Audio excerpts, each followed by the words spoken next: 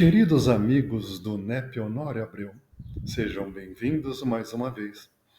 É com grande alegria que estamos fazendo a leitura comentada do livro A Caminho da Luz, ditado pelo Espírito de Emmanuel pelas mãos laboriosas de Francisco Cândido Xavier. Hoje nós iremos dar continuidade do capítulo 16, A Igreja e a Invasão dos Bárbaros, na sua parte final. A invasão dos bárbaros. Essas determinações do Cristo, verificadas após o reinado de Constantino, foram seguidas das primeiras grandes invasões com os visigodos que, fugindo dos hunos, transpõem o Danúbio e estabelecem-se no oriente do Império, penetrando depois na Grécia e na Itália, espalhando flagelos e devastações. Debalde surgem as vitórias de Estilicão, porque em 410 atingem elas as portas de Roma, que fica entregue ao saque e às mais duras humilhações. Em 405, é Radagásio que parte à frente de 200.000 soldados em demanda da cidade imperial, sendo vencido, porém roubando as mais fortes economias romanas. As provas expiatórias do império prosseguem numa avalanche de dores amargas. Aparecem as correntes bárbaras dos alanos, dos vândalos, dos suevos, dos burgúndios, e em 450 os hunos, comandados por Átila, atacam as Gálias, perseguindo populações pacíficas e indefesas. A unidade imperial perde a sua tradição para sempre. Com as suas vitórias, funda Clovis a monarquia dos francos. Os bretões, oprimidos pela invasão e privados do auxílio dos exércitos romanos, apelam para os saxônios, que povoam o sul da Jutlândia, organizando-se posteriormente a Epitrarquia anglo-saxônia. O que Roma deveria fazer com a educação e o amparo perseverantes, aqueles povos rudes e fortes vinham reclamar por si mesmos. A grande cidade dos Césares poderia ter evitado a catástrofe dos desmembramentos se levasse a sua cultura a todos os corações, em vez de haver estacionado tantos séculos à mesa farta dos prazeres e das continuadas libações. No maravilhoso livro Há 2000 anos, nosso amigo Emmanuel narra o encontro que teve quando encarnado no orgulhoso senador Públio Lentulus com Jesus. E Jesus diz a ele, e se me permitam eu vou ler: todos os poderes do teu império são bem fracos, e todas as suas riquezas bem miseráveis. As magnificências dos Césares são ilusões efêmeras de um dia, porque todos os sábios, como todos os guerreiros, são chamados no momento oportuno aos tribunais da justiça de meu Pai que está no céu. Um dia deixarão de existir as suas águias poderosas sob um punhado de cinzas misérrimas. Suas ciências se transformarão ao sopro dos esforços de outros trabalhadores mais dignos do progresso. Suas leis iníquas serão tragadas no abismo tenebroso destes séculos de impiedade, porque só uma lei existe e sobreviverá aos escombros da inquietação dos homens: a lei do amor, instituída por meu Pai desde o princípio da criação. Desta maneira, há a coerência total entre o que nós temos estudado aqui no A Caminho da Luz e o que Emmanuel narrou, ouvindo do próprio Cristo, de que, infelizmente, na medida em que Roma não iria cumprir o papel que era esperado por ela, era necessário que se fizesse dramáticas transformações para que Roma cedesse lugar, para que novos rumos para a humanidade fossem tomados. Assim, Os romanos tinham o costume de chamar todos os invasores estrangeiros de bárbaros. Bárbaros era uma palavra de origem grega, que era destinada para todos aqueles que não tinham a capacidade de falar a língua dos romanos, o latim.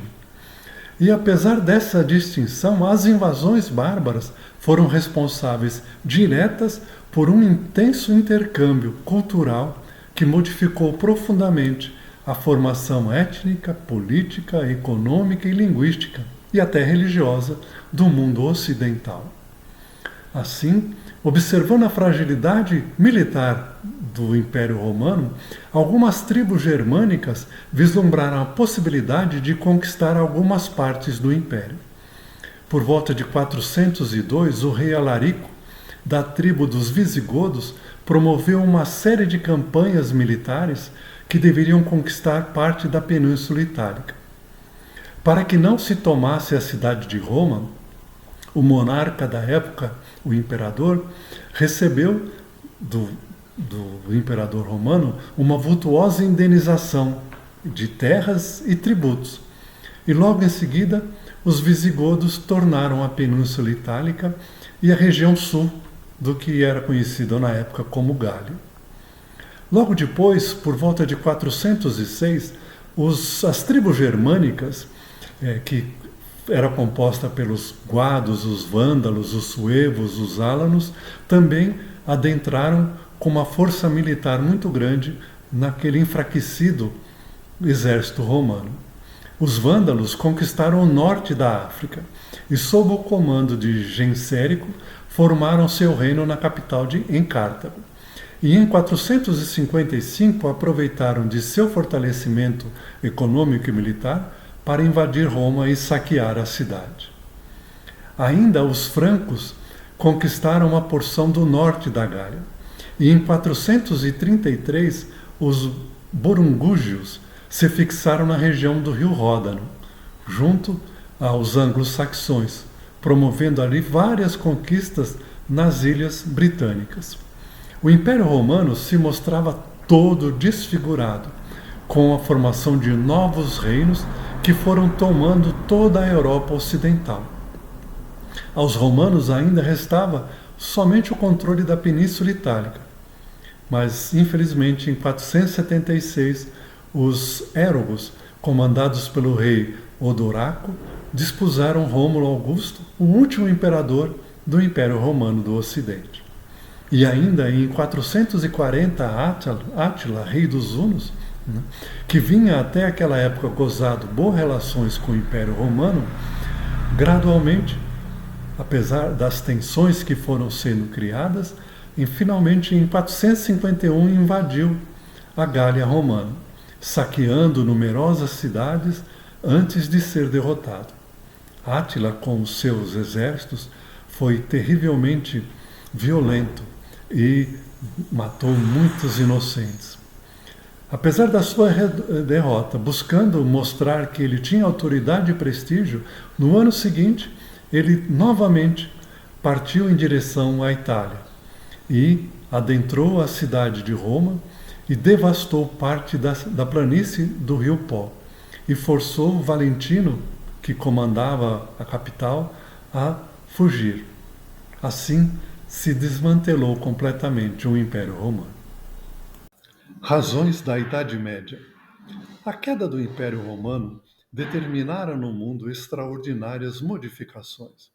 Muitas almas heróicas e valorosas que se haviam purificado nas lutas depuradoras, não obstante o ambiente pantanoso dos vícios e das paixões desenfreadas, ascenderam definitivamente a planos espirituais mais elevados, apenas voltando às atmosferas do planeta para o cumprimento de enobrecedoras e santificantes missões. A desorganização geral com os movimentos revolucionários dos outros povos do globo terrestre, que embalde esperam o socorro moral do governo dos imperadores, originara um longo estacionamento nos processos evolutivos. É aí, nessa época de transições que agora atinge as suas culminâncias, que vamos encontrar As razões da Idade Média, ou o período escuro da história da humanidade. Só esse ascendente místico da civilização pode explicar o porquê das organizações feudais, depois de tão grandes conquistas da mentalidade humana, nos grandes problemas da unidade e da centralização política do mundo. É que um novo ciclo de civilização começava sob a amorosa proteção do Divino Mestre. E as últimas expressões espirituais do grande império retiravam-se para o silêncio dos santuários e dos retiros espirituais, para chorar na solidão dos conventos sobre o cadáver da grande civilização que não soubera prover o seu glorioso destino.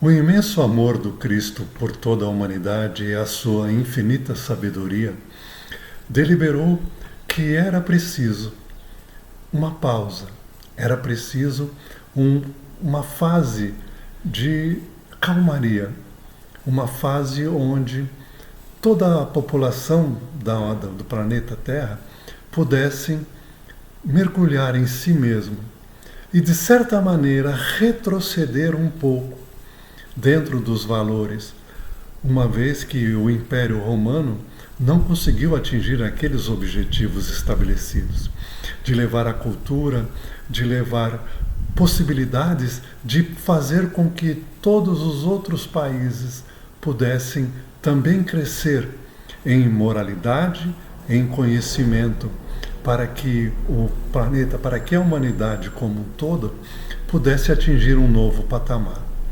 Então, Cristo deliberou do alto que, com o fim do Império Romano, grandes espíritos que haviam passado através de diversas encarnações aqui no planeta e foram vitoriosos, fossem convidados a estagiarem em mundos mais evoluídos. Assim, houve uma grande migração de espíritos até então vinculados ao planeta Terra e que foram para outros orbes.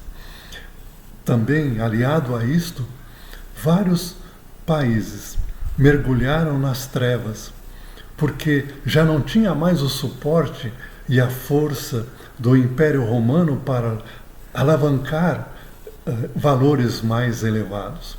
E assim todo o planeta mergulhou nas trevas.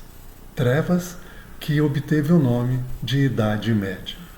E era preciso que assim fosse, para que os bons, de maneira até equivocada, mas se isolassem nos mosteiros, nos conventos, como eu já disse anteriormente, acreditando que o isolamento seria uma maneira de se ligarem a Deus, mas também preservando estes espíritos um pouquinho melhores do convívio com essas populações que ficariam ali livres para mostrarem o que de mais triste a humanidade teria. E assim, no cadáver do Império Romano, nos escombros, veio as razões para que todo o planeta mergulhasse na Idade Média. Idade em que todo o conhecimento ficou estagnado. E o que, sustentado pela própria Igreja nos seus grandes equívocos, ficasse voltado mais para o misticismo, mais para o fantástico, mais para trazer toda a população em rédeas curtas com o inferno, com a promessa de sofrimentos terríveis para aqueles que não obedecessem os ditames da Igreja. Mestres do amor e da virtude. Almas sublimadas e corajosas reencarnam, então, sobre a égide de Jesus e para a grande tarefa de orientar as forças políticas da Igreja Romana, agora organizada à maneira das construções efêmeras do mundo. O papado era a obra do orgulho e da iniquidade, mas o Cristo não desampara os mais infelizes e os mais desgraçados. E foi assim que surgiram no seio mesmo da Igreja, alguns mestres do amor e da virtude, ensinando o caminho claro da evolução aos povos invasores, trazendo-os ao pensamento cristão e destinando-os aos tempos luminosos do porvir. Assim, durante todo o período da Idade Média, a Igreja Católica só se fortaleceu, se enriqueceu e se distanciou do Cristo e de Deus. E Cristo, no seu imenso amor, nunca nos deixou desamparados. E apesar de todo aquele papel tenebroso que a Igreja pôde desenvolver em todo este período e que nós vamos estudar nos nossos encontros futuros, para que os infelizes, para que os sofredores, para aqueles esquecidos não ficassem totalmente abandonados, de tempos em tempos, dentro da própria Igreja, surgiram espíritos convocados pelo Cristo, almas já de alta hierarquia, espíritos sublimados, reencarnaram na Terra para espargir um pouco de luz, para, através dos seus exemplos, mostrarem que aquilo era temporário e que, muito em breve, a luz voltaria a brilhar e o planeta, a humanidade, reassumiria o rumo certo dos destinos traçados pelo Divino Mestre Jesus. E daremos continuidade nesta caminhada na semana que vem, finalizando aqui este capítulo. E na semana que vem daremos início em uma nova etapa. Aguardo por vocês e mais uma vez faço o convite para todos aqueles que ainda não assinaram o nosso canal lá no YouTube, que o façam, porque é uma tentativa de levar um pouco de esclarecimento, de procurar traduzir, de certa maneira, os ensinamentos grandiosos do Cristo e de Allan Kardec. Até a semana que vem.